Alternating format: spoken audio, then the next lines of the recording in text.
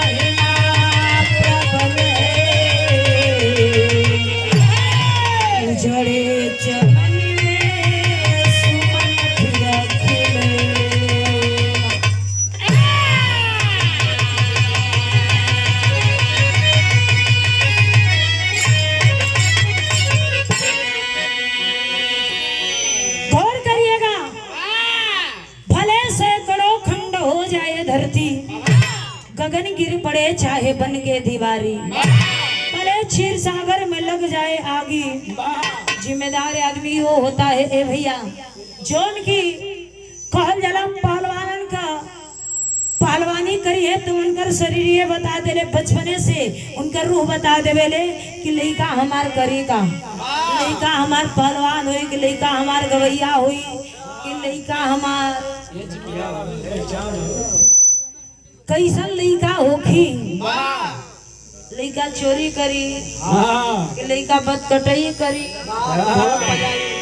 हाँ भाई सबका काम समझ में आवेला। कि लड़का खानदानी दोगला होई। ए खबरदार हमरे भाई के कहवाता कौन कर सकेला वो खानदानी ना।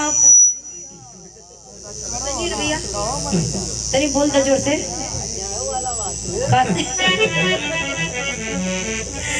ए भैया जिम्मेदार आदमी वो होला चाहे अपने बाप पे मर जाए, कहल जाला कि चाहे आग बरसे चाहे पानी बरसे चाहे स्वयं ही बादल ही फट जाए, लेकिन जिम्मेदार आदमी होला का अपन जिम्मेदारी ऐसा निभावेला।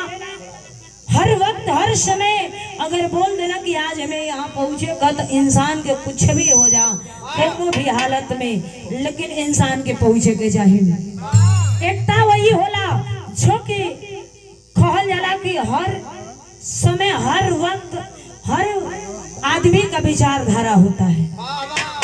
हमरे में हम कुछ लोग ऐसा जिम्मेदार हो, कुछ लोग ऐसा हो कि कुछ हो के बाद चल जाइए दूसरा में स्टूडियो में, कुछ लोग होंगे अमेरिकन नहीं तो का काम करिए कहीं मुर्गा फूके गलली वही से 2 घंटा कोई घटवे पर रामायण बजावे का गल वही लगली बजावे। हाँ भाई वो तो जगह जहाँ रही पहचान मिलिए जाला, लेकिन गौर करिएगा विराह के अंदर एक लाइन बड़ी सुघर गीत का लाइन हमारे गुरुजी संगीत करत हूँ।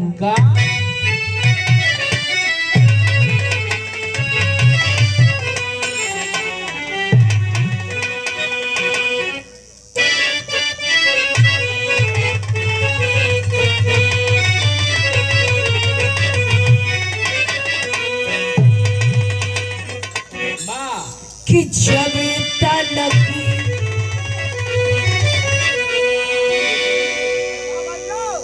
जिंदगी में क्या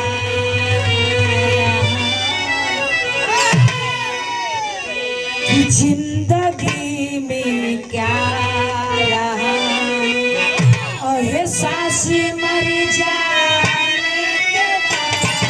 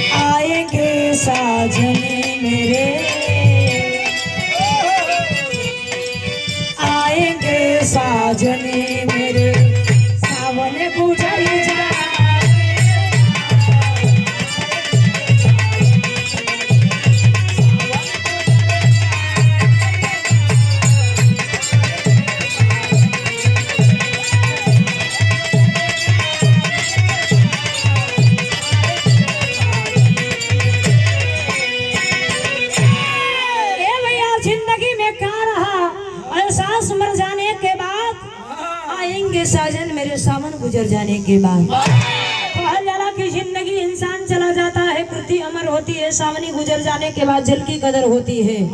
इंसान की इंसानियत का पता चलेला जब इंसान चल जाला। लेकिन हमने तो जी कर देखा है। लोग मर के देखे ना, लेकिन हम तो जी के देख ले इंसानियत होले का। ए भैया, लेकिन बड़ी सुघर विदा के अंदर भाव है का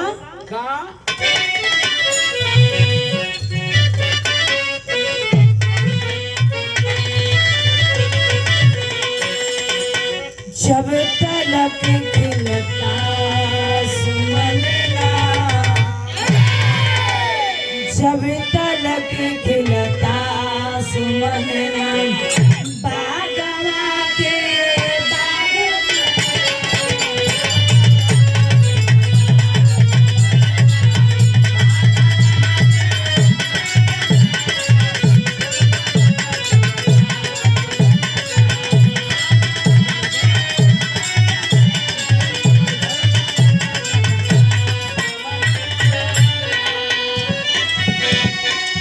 जब तलक खिलता सुमनला,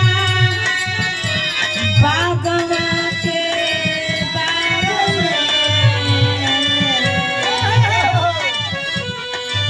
तब तलक चलता है दामन, तब तलक चलता है दामन, दिल बिरा के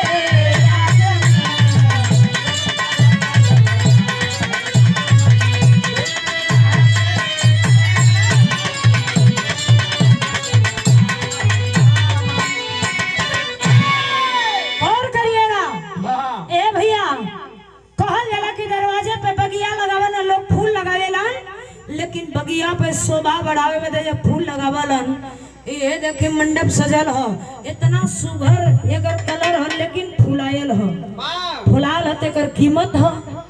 वैसे ही जब तलक खिलता सुमनला बागवा के बाग में, तब तलक जलता है दामन दिल बिरह की आग में। कहल जाला कि अगर बगिया कितना सुघर फूल लगा दे, अगर कितना सुघर हरियर पत्ता बा, ओकर कीमत कब होले जब ओकर फूल और फरावेला। अगर फूलल फरल ना तो के एक कांटा समझ के लोग साइड कर देवेला। वैसे ही औरत की जिंदगी होले। हमें से कहानी शुरुआत तो कहानी हो कहां के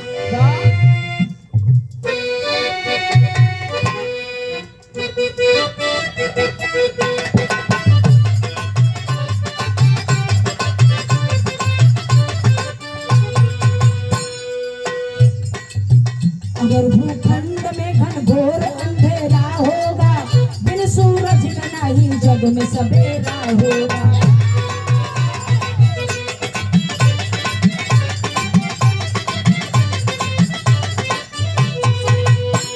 एक लाइन पर आप लोग गौर करिए। कहल जाला लोग कहलन समय बदल गई ना, लेकिन हम कहिला समय ना बदलल, हम और आप, हमार और आपका विचारधारा बदलल हो।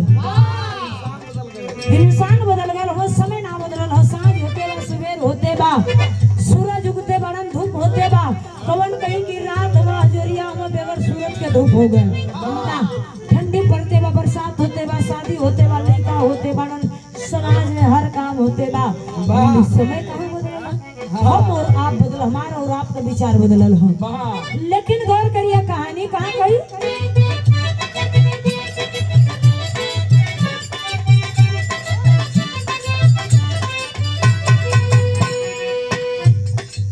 नगरसावंत के एक भूप चंद्र भान रहे, रानी मीनाक्षी सोहन मान लो सम्मान रहे।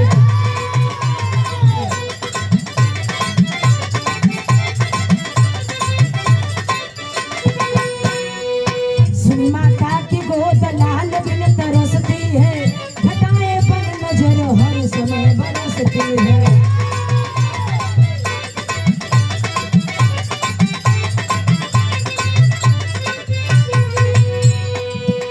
मई हरि की पूजा शरण रोज जाती है, हरि मई हरि की पूजा शरण रोज जाती है, बड़े सद्भाव से वो शीश को झुकाती है।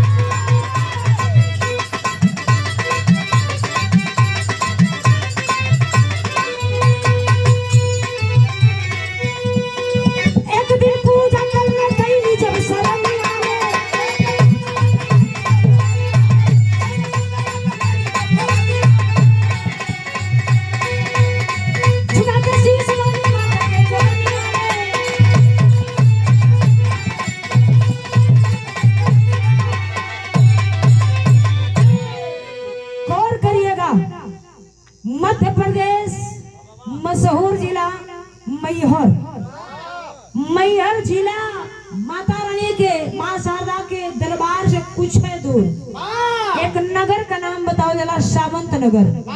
वही कर रहे वाला एक चंद्रभान राजा, उनके दुल्हन का नाम बताओ जरा मीनाक्षी। धन दौलत माल अटारी, माता रानी का आशीर्वाद सब कुछ भरल घर में।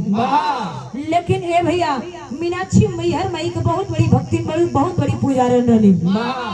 एक दिन 14 दिन जहाँ मतारी के बड़ा सद्भाव से, बड़ा मन के साफ मलिन, मन में मलिन को बहू ना रही, मन के साफ करके मैहर माई का पूजा करे और यही से हर दुख सुख बांटे। लेकिन गौर करिएगा उसी महल में कहल जाला कि पहला ही बतौली कि औरत के जिंदगी एक फूल की तरह होले। शादी के पहले लोग ये लड़की पूजा करेनी तो कहे कि हे मतारी बढ़िया घर भर दी, हाँ बढ़िया घर भर मिल जाला तो ये पूजा करने, हे मतारी जैसे शादी विवाह बीतल, जैसे जिंदगी में हमारे उजियार डले बाड़ू, एक गोद में लड़का दे दिया। वैसे ही मीनाक्षी शादी के 7-8 साल बीत गल, गोद में कहू लड़का ना बाड़न। ए भैया लोग बड़ा ताना मारत हो, बाजी बाजी का नाम जौना रास चले वही अरे बजनिया सामने आ गई, ये आ गए दिन बेकार हो गए, दिन का हमारा काम न पूरा हुई। ए भैया गौर करिएगा, एक दिन मीनाक्षी उसी महल में एक छोटा सा लड़का खेलत रहल और वो लड़का के गोद में उठा लेनी। अब उठा के कई बारे विधाता जो के देता तो छप्पर फाड़ के देत हुआ, और जो के ना देत हुआ तो के तरसाई देत हुआ। आके गोद में उठा लेनी, तब तक लड़का को मतारी आई, गोद से झपट के छीन लेनी। कने के ऐसा अगर लड़का खिलावे के शौक है पैदा करला, हाय हाय हाय, ये एक के तक कलेजवा में एकदम कोली के तरफ भीज गेल हो। मीनाक्षी बतिया के सुनली हो, लगल के जैसे कि ये दुनिया में उनकर सब कुछ रूठ चुकल है। बड़ा आशा लेके कली कि आज मतारी के दरबार में जाई और जाके कुछ मांगन मांगो, हमारा से कौन भूल भइल। तो भइल का बेरा के अंदर गीत लगल, बड़ी सुघर गीत।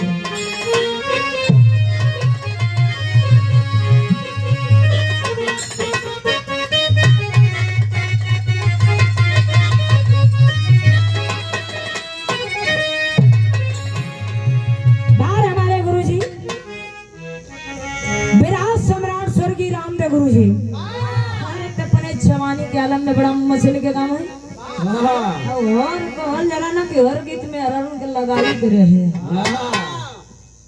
और आज के सिचुएशन में हमारे गार्जियन महोदय विजयलाल यादव गुरुजी भी गाया करते हैं। हम लोग तो ना विजयलाल गुरु बना और ना स्वर्गीय रामदेव गुरुजी बन पाई, हम कविता बनी तो कविता ही बन पाई।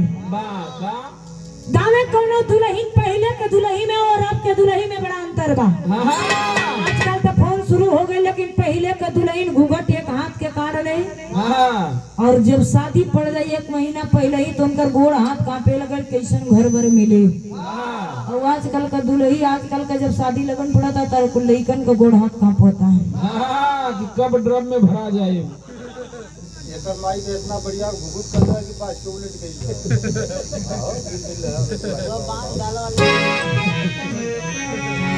गावे कैसे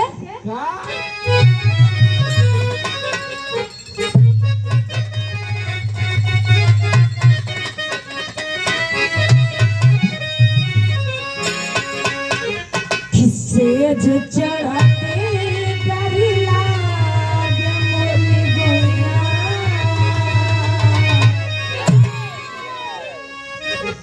घुटवा बता दो।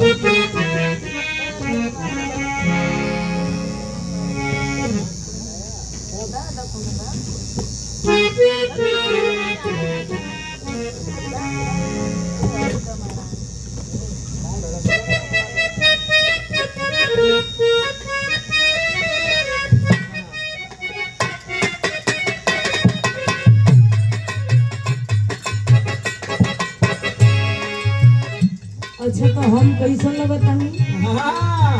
हजार हम ना करो।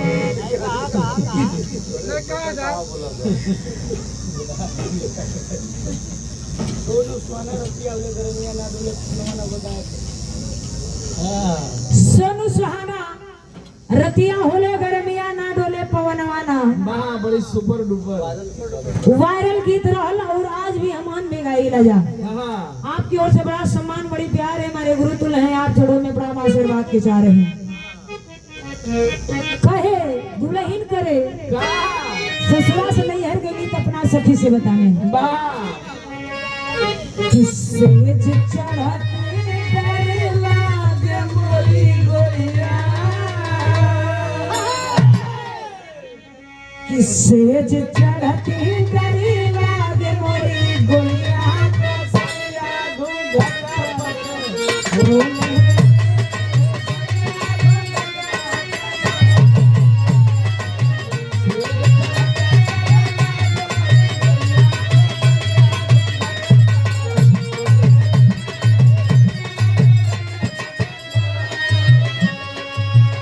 लेकिन फिर आप लोग ध्यान दे ही ए भैया, मीनाक्षी बड़ा मायूस होके जाके मतारी के दरबार में रो के बड़ा दिमाग टेंशन में बा। औरत का बड़ी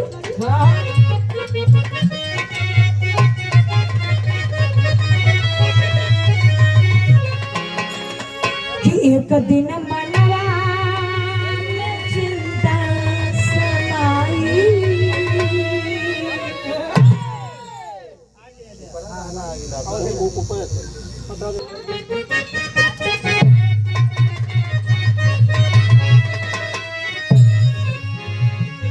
कि एक दिन मनवा में चिंता समाई,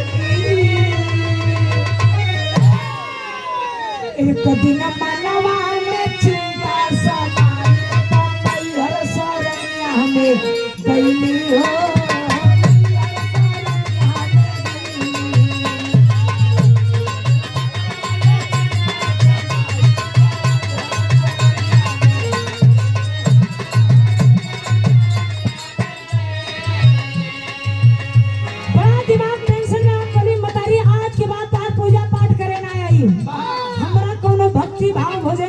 कमी मिल गई, कमी देखलू दुनिया में ताना मरवावत अड़ू है मतारी, ऐसे बढ़िया मर जाती तनी के रहल काहे बाजिन का नाम सुन सुन के हमार जिंदगी हमार कान पक गई है। ए मतारी कोनो चीज के कमी ना, कमी कोई चीज के ना है। बताओ तारी का बतौले बाड़ी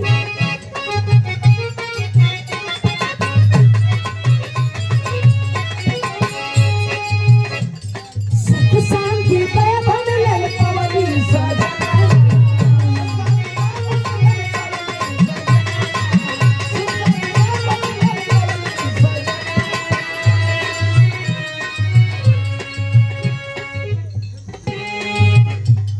कहे मीनाक्षी को तड़ी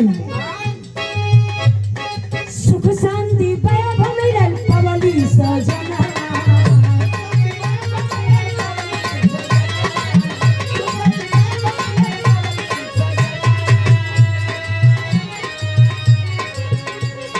गोद सुना साल नहीं भइले ललना।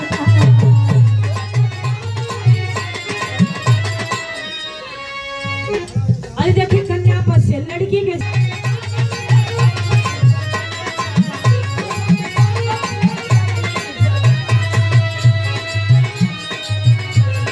गोद सुना साल नहीं भइले ललना।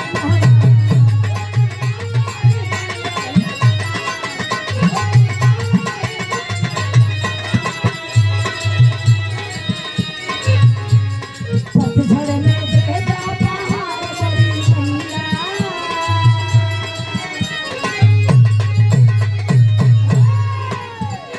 पतझड़ में देदा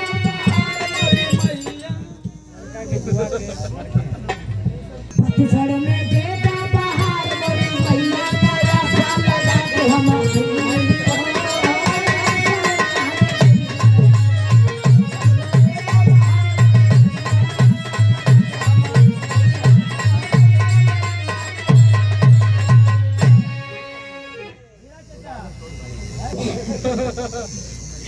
ए भैया, मीनाक्षी गली की मतारी सुख शांति वैभव में पवली सजनवा, क्रोध सुनसान नहीं भइले ललनवा।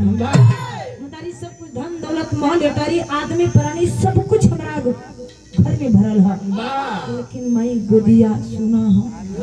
पतझड़ में बहार दे दे तू एक ठे गोदिया में लोगन के मुंह बंद कर दे तू, एक ठे लइका दे दे तू, जिंदगी के तारम तार हो जाए।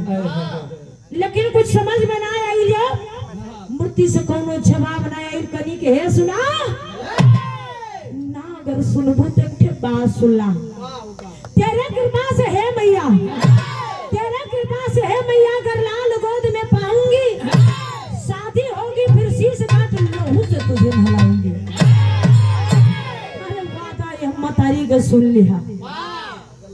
चौनी दिन कोख में गोद में लइका दे देबू, लइका को शादी करके बहू के स्वागत सम्मान करके घर में उतार के यही बेटवा के लिया के तोरे धाम में कोई गर्दन काट तो करे लहू से तोरे चेहरा के धो दे। तब मतारी के सोची हा जाती, अगर भला कर देबू तो ठीक नहीं तो जियत जियत तोरे दरवाजे पर मुंह ना दिखाई तोरे दरबार में का के चल चली तो बैल का गीत लगल।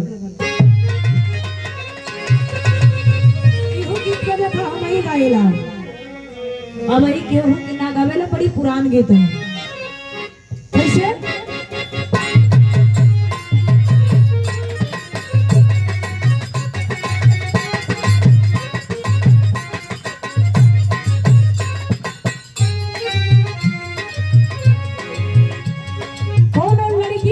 लड़कन से बड़ा परेशान हो गए, कहले हिया सिनवा में ये कहीं गो दिलवा हो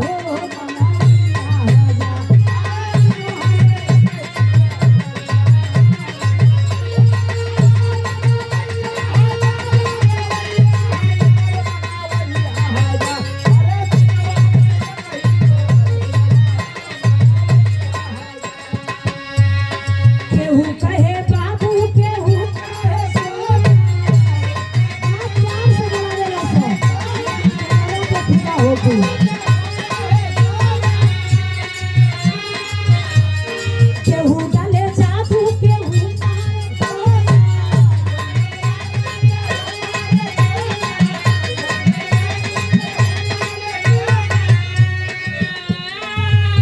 लड़की कहे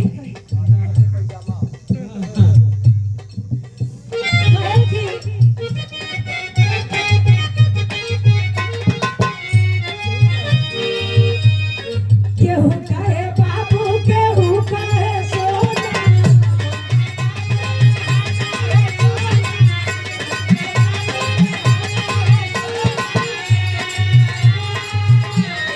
केहू डाले जादू, केहू मारे टोना।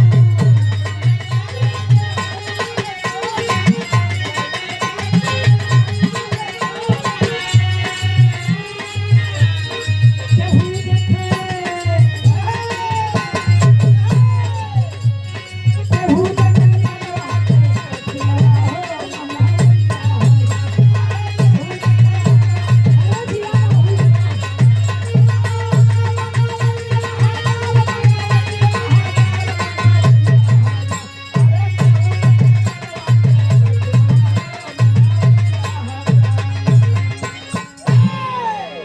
और करिएगा ये तो गीत, लेकिन गीत से बढ़िया भाव है जोनी से मीनाक्षी गई घर पे यार मैं कली जो अरे तोर सपना साकार हो जाई।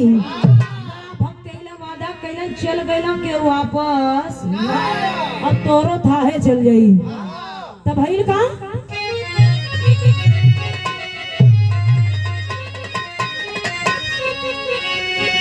अरे ये बला के सुन के करिया हो झिलक मन हर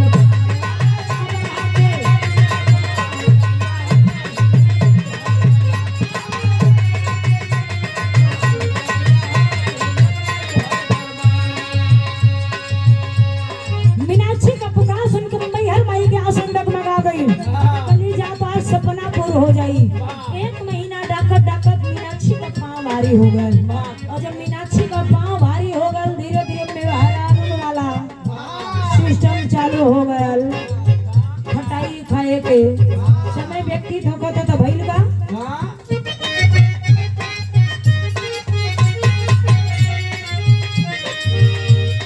नवा महीना के दिनवा बीतल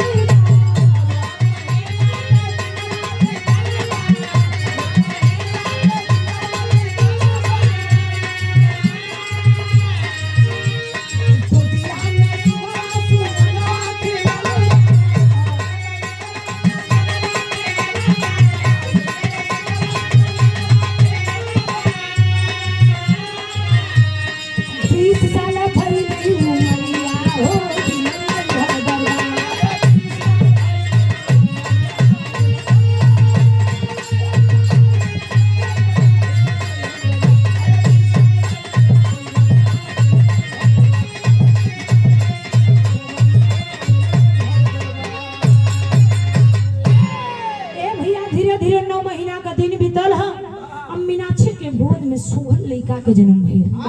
घर में सुहर मंगल चार होखत ह, वो लड़का के नामकरण कइल गइल सुहेल। ए भैया सुहेल बढ़िया गोद में खेलत पलत बढ़त धीरे धीरे उम्र हो गई 20 साल। और जब 20 साल उम्र हो गई तब भइल का बड़ा सुगर बाबूजी का कैलन अपना गौवा के बगल में गांव में चंदा नाम लड़की से शादी तय कर देला। और जब चंदा नाम लड़की से शादी तय कर देला तब भइल का सब ठीक लाइन है।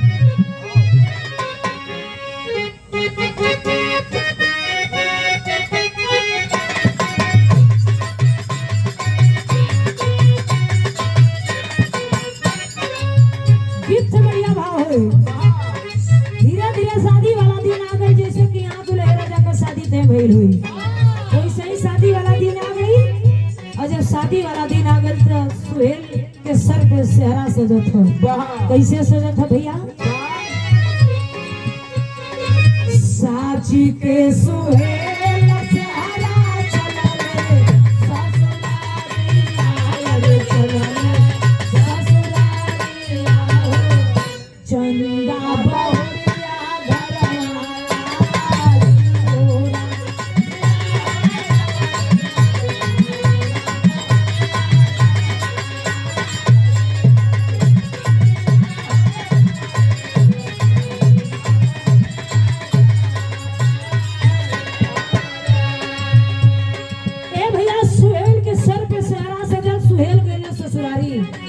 ससुरारी गइलन तो साज के कहल जाला कि सेहरा साज के ससुरारी गइलन दुल्हन चंदा के लेके शादी विवाह बीतल और लेके दुल्हन के घर में अइलन। बड़ा बढ़िया स्वागत सम्मान माई आरती का थाल सजौली, बहू के आरती उतरने ले जाके घरे में बैठा देली।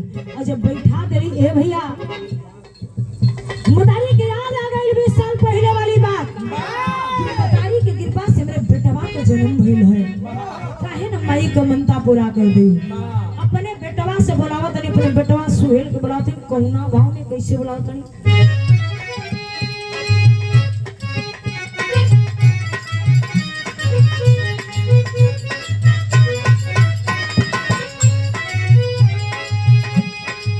माई अपने लाल के जोरवा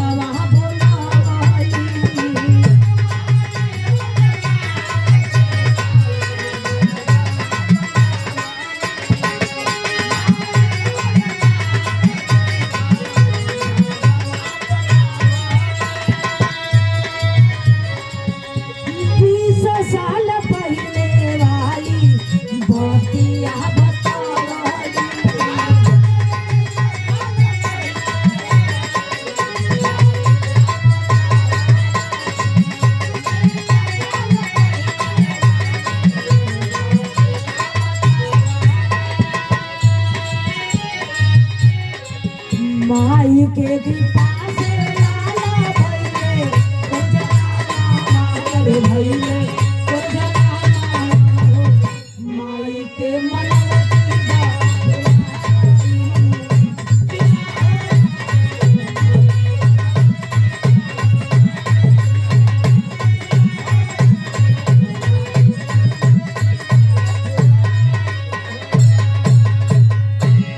गौर करिएगा मतारी कली की बेटवा तोरा से ठे बात छुपौले रली। सुहेल कला के माई कौन बात छुपौले रलू? कला के बेटा हमार 7-8 वर्ष हो गल शादी भइले कहू जन गोद में ना रला। जाके मैहर माई के दरबार में मनौती मल्ले रली अगर लड़का हो जाई, लड़का का शादी करके लौटब तो लड़का के गर्दन काट के लहू से घरे चेहरा के धोई। ये बेटवा सब कुछ हो गई हा, बस माई को मनौती पूरा देता। हमार भक्ति दाव पे लगल हा। सुहेल कला के माई तोहार जैसे भक्ति पूर्ण होके वैसे पूर्ण करला। हमरा के कोनो तकलीफ ना हा। धन्य वो समय का बेटा और ये समय के बेटा बन के भैया कब के जब माई से गोड़ धैला तो कहिए हाय मोम बाय हम जा रहे हैं। पहले से और अब के बहुत बाप का कहल जाला कि बाप जौन वादा कइले उ बेटवा पुरावत रहल, बाप का बदला बेटवा चुकावत रहल। लेकिन आजकल का कहिए कि तू मनौती मन ले जा, तू अपन गर्दन काट ला, हमारे बस के बात ना, हमार जिंदगी जिए दा, हमार जिंदगी हमरे तरीके से जिए दा। लेके मतारी चल दली अपने बेटवा कलन की माई कहाँ जाता रुकने की धाम पे चले के पड़ी, तो चलल बड़ी कैसे बिराह करने डेरी से।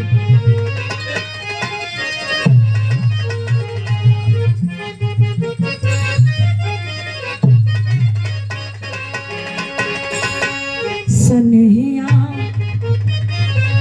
वाली डोरी तोड़ी के, अरे सनहिया वाली डोरी हो, सनहिया वाली डोरी तोड़ी के, लेके लाल के मैया चली भागे।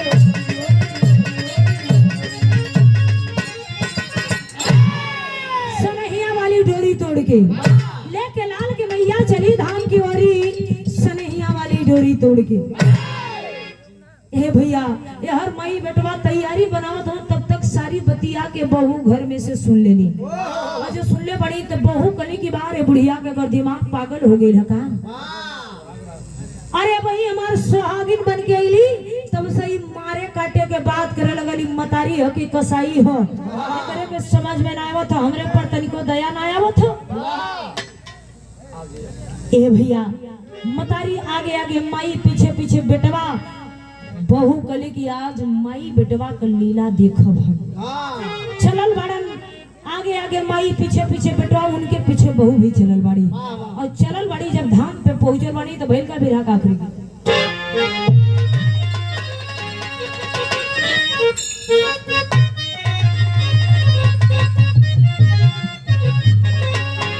ये हमें सभी राम आप करूँ रस की भर हो गए, आप लोग ध्यान देंगे कि पतरा मेरा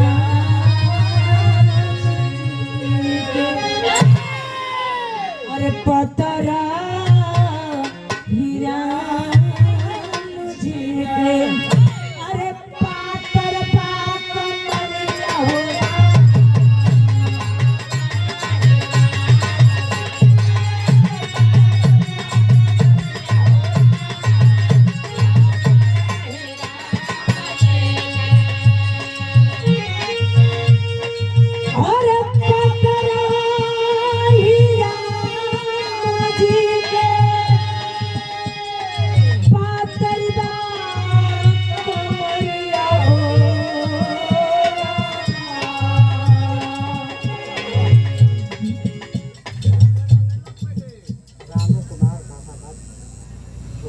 गीत गीत हम लेकिन गीत से बढ़िया भागोर करिएगा।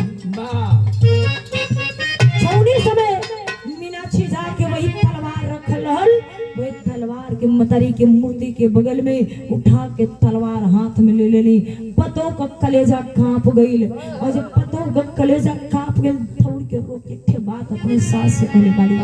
का कहले बाड़ी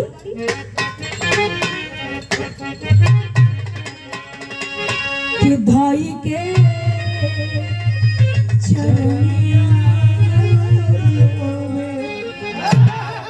अरे भाई के शरण, अरे गला में कई बाउरिया हो।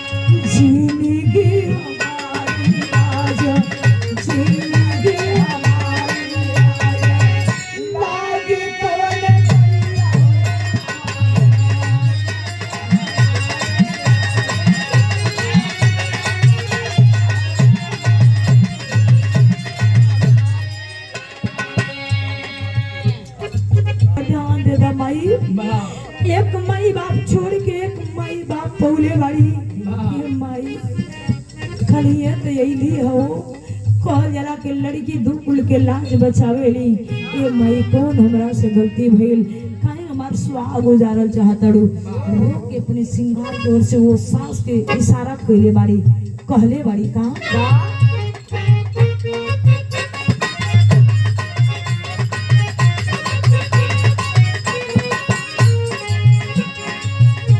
मैं होदी महावर रोवे आँखी के कजरा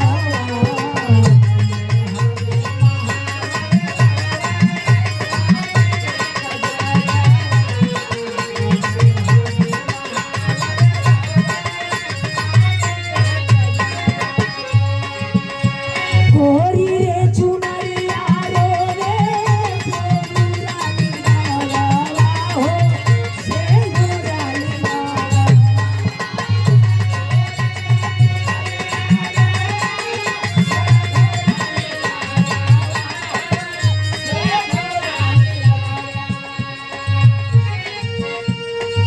और क्या करे सहारा चलवे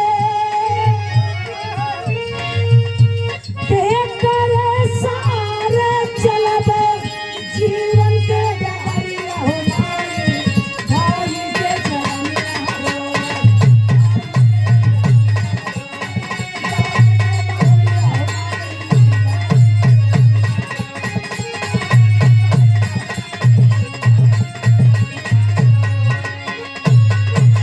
दुल्हन कनक की मथारी हाथ के मेहंदी आँख के काजल पाँव के महावर नैहर से सजा के जौन माई भेजली सखी भेजली बहिन भेजली भौजाई भेजली हो जौना रूप में भेजली वही रूप में बाड़ी ए माई काहे हमारी सोरो सिंगार तो के ना समझ में आवत हो ए माई काहे हमरे मंगिया के सनुरा धमको ताओ इतना उजाला कैले ह काहे मंगिया के सोना करल चाहता लेकिन सास एक बात ना सुनी अरे माई हमरे जीवन के नैया के करे सहारे लगावल चाहतड़ू दुनिया ताना मारी लेकिन सास से कहूँ बात ना सुनी और जब ये कहूँ बात ना सुनी तब भइल का प्रमाण मिलल पापट में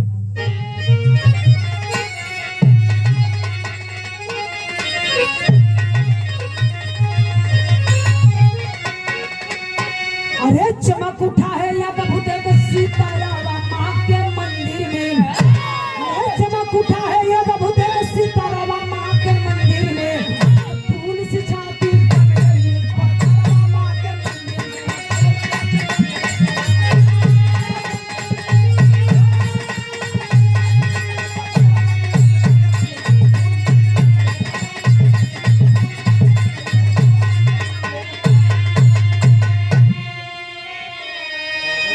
अद्भुत है कि सीताराम माँ के मंदिर में अब फूल से छाती बन गई पथरवा माँ के मंदिर में जवन माई 10 साल बाजिन के नाम से पुकारल गई लड़का पैदा भइल 20 साल अपने लड़का के फूल के तरह रखली एक खरोच न आवे देली आज वही के माई के छाती आज जौन माई के छाती फूल वाला पत्थर बन गई ऐसा लगल कि मैहर माई के मूर्ति से अद्भुत एक मूर्तियां हिलल और लगल की मतारी के सर पे सवार हो गई भइल का मतारी कहले बड़ी अपने बहू के एक बात ना मानी अपने बेटवा से कहताड़ी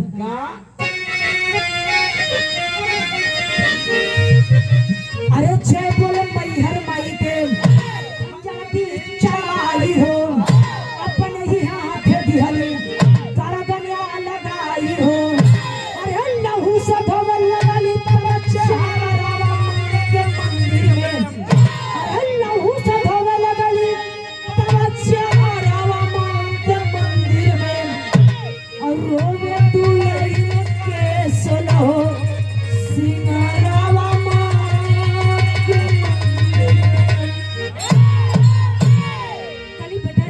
लगा दो एक बार जौनी समय जयकारा लगोले बड़ा सुहेल ए भैया उठा के तलवार खंजर उठा के मरली गर्दन अलग हो गई और जब गर्दन अलग हो गई मुड़ी कट के नीचे गिर गई पूरा शरीर खड़ा के खड़ा बार मैहर माई के आशीर्वाद लहू बहे लगल लहू रोक के लगनी मूर्ति के चेहरा धोवे लगली और जब चेहरा धोवे लगली ए भैया दुल्हन के सुरहो सिंगार वीरान हो गए भइल का आल्हा में प्रमाण मिला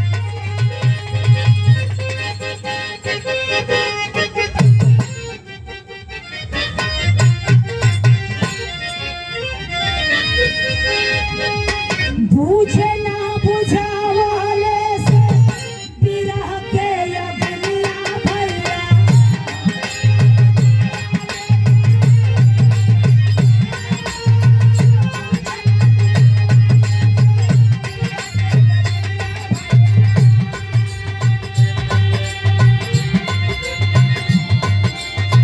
चाहे रे सवनवा मिलके बरसर हो हजार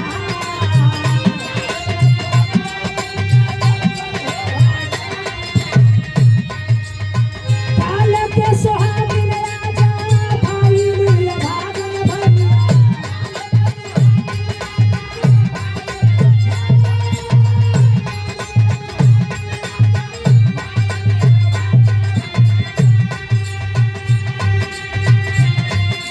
भाभिया में अगिया माई दिहलू हो जावा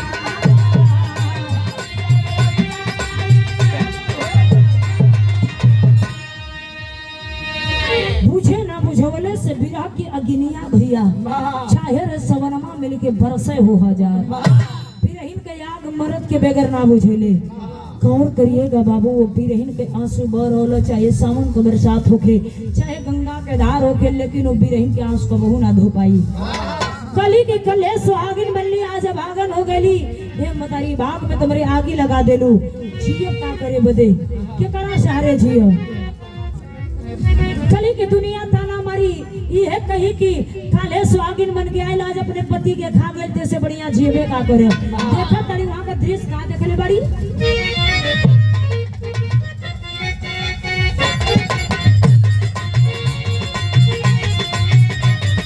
पत्थर जैसा खड़ा होके सामने के मिले पत्थर जैसा खड़ा होके सामने के मिले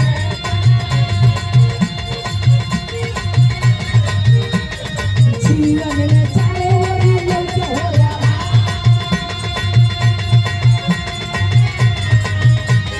चकरे सहारे चलो जीवन के द्वारे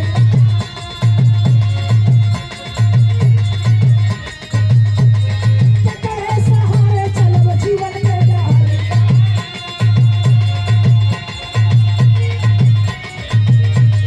बिहली का कन्या हवा हो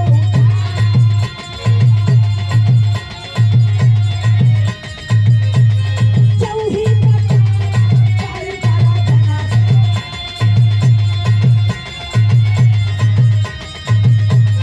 चौही का चाई करा जना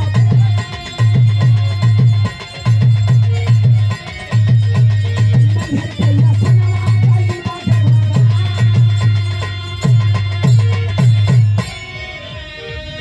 कौन करिएगा ए भैया पत्थर जैसन खड़ा होके स्वामी के नहीं रेखे देखा तड़ी के मुड़ी कट गल नीचे हर हर हर हर खून बहत हो सास मार खून हाथे में लेके रोप के मूर्ति के धोव ताड़ी कली के करा सारा जीवन के रहिया चलो जिंदगी में तमरे कुछ लौकते ना हो जो ही कटार जौना कटार जाके मंदिर पे वो मूर्ति के सामने चरण पे गिर के माथा पटक के कले के जब सैया का खून पियलू बड़ा खून का तो के पियासल बाड़ू ना अरे सैया भर का काहे पीबू हमार सुहाग का उजड़बू हमर योग लेला पति के साथ सती हो जाए दुनिया कही कि चलो मर गई ना जाके कटार उठा के चौही कटार चलावल गर्दन पे चली ए भैया मैहर मई के आसन डगमगाई रहा और जब डगमगाई रहा तब प्रकट भइली कली बिटिया तोरे भक्ति से पसंद बानी कली काहे ना पसंद होबू हमार का दुनिया उजाड़ देलू वीरान कर देलू अब तू प्रकट होबे ना करबू अब तू पसंद होबे ना करबू कली बिटिया तोरे सास का परीक्षा रहल यही से ऐसन भइल तो के जवन मांगे के हो तवन मांगला तारा भक्ति से पसंद बानी तोरे सास के भी और तोरे भक्ति से भी आज के बाद मौका ना मिली ऐसन जब कली की चंदा कली की मतारी अगर देहल चाहता हूँ तुम्हारे ही सुहाग फिर से लौटाड़ दा और हमरा के कुछ चाहिए ना। कली की ठीक है तोरो वादा पूरा हो जाई, हई मुड़िया उठा के घर में लगा दा। और जब लगौले बड़ी ए बाबू मुड़ी को उठा के सर उठा के घर में लगौले बड़ी, जब लगौली तो वहाँ का सारा जोन वहाँ का मुड़ी कटल रहल का भइल सब कुछ एकदम आप संपन्न हो गए, एकदम अपना पहले के जैसा हो गई ना। तो भइल का बारे में हर माई के आशीर्वाद। आखिरी लाइन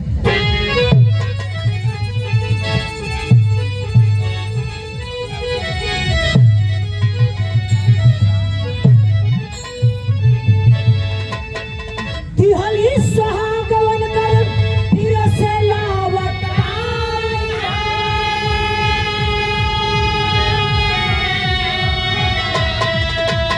गाथा पुरानी नहीं, अरे गाथा पुरानी नहीं, कहवाले गवाई हो गाथा पुरानी।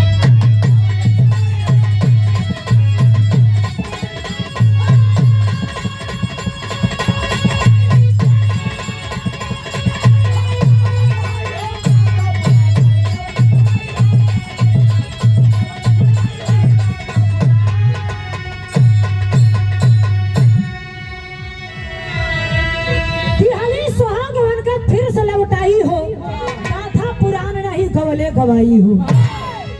सुहागन का फिर से लौटेरले बाड़ी, ये देखी सुहागिन बनी अभागन, और जब अभागन बनी तो सुहागन कैसे बनी। बारे भक्ति में शक्ति वाले लोग कहला कि पथरा में कौन जान होले, लेकिन आज भी कहल जाला कि भक्ति अगर निर्छल रही तो स्वयं भगवान ओकर रक्षा करी है।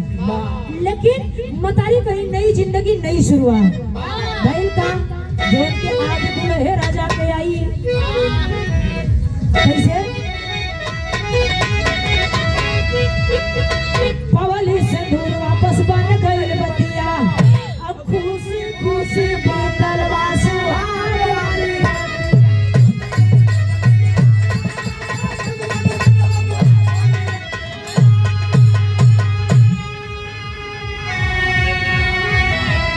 अरे सारा कलेश दिल के दिहाली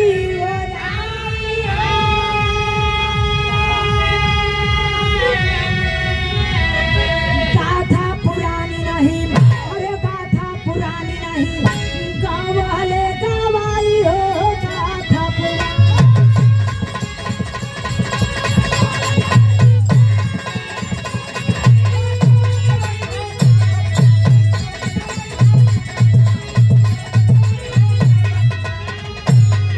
ए भैया पवली सुहाग वापस बन गई बतिया, खुशी खुशी मनल बा सुहाग वाली रतिया। दोनों पुरानी के जिंदगी के कहल जाला के बेगर दुख नहीं आना शुरुआत होले। जिंदगी के तारमदार वही दोनों पुरानी अपन पूरे फैमिली के साथ सारा कलेश दिल को ओर आ गई और अपने काम में बिजी हो गए। लेकिन दो पुरानी के नाम से वहाँ निशान आज भी कायम हो। कोनो का पल कहानी ना हो, आप लोग ध्यान करेंगे जब जब मैहर जाएंगे तो एक चीज जरूर मिलेगा, चाहे कोनो टेम्पू वाले से पूछिए कैसे। चाँदपुर गांव बसल चंदा तेरे से बना, पागल में सुहेल नागर जाहिर बाका।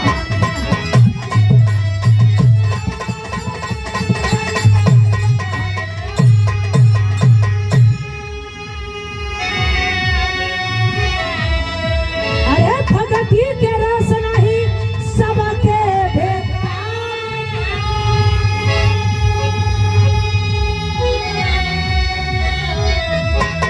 गाथा पुरानी नहीं, अरे गाथा पुरानी नहीं, गवाले गवाई हो गाथा पुरानी।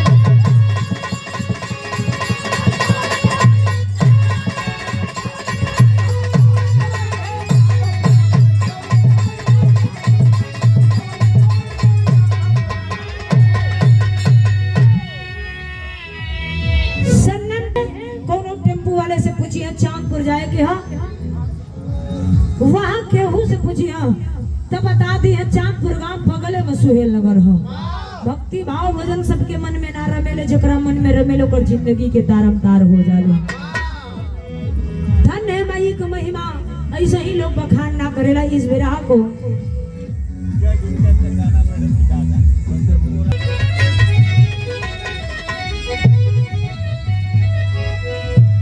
गुरु बिहारी गुरु गणेश गुरु राम लाल गुरु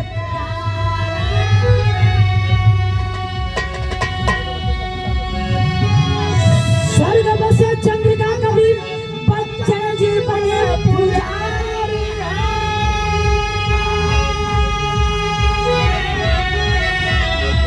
सनहिया वाली डोरी तोड़ के कविता हरिश्चंद्र की बड़ी अनोखी जोड़ी सनहिया वाली डोरी